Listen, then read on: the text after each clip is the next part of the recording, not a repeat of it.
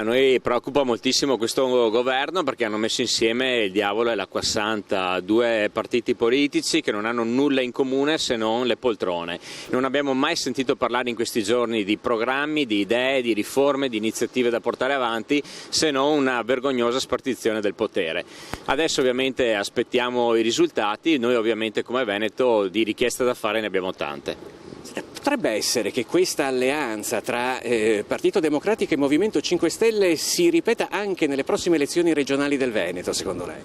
Ma lo facciano pure, noi in Veneto non abbiamo alcun tipo di problema, abbiamo governato bene in questi anni, se loro vogliono suicidarsi facciano pure l'alleanza Movimento 5 Stelle e PD. Quanto durerà il Conte bis? Ma sicuramente fino all'elezione del nuovo Presidente della Repubblica, perché si sono messi assieme solamente per la spartizione del potere e quindi la finalità è questa. Poi ovviamente li vedremo alla prova dei fatti, quando si inizierà a parlare dei veri problemi del Paese, vedremo che risposte riusciranno a dare.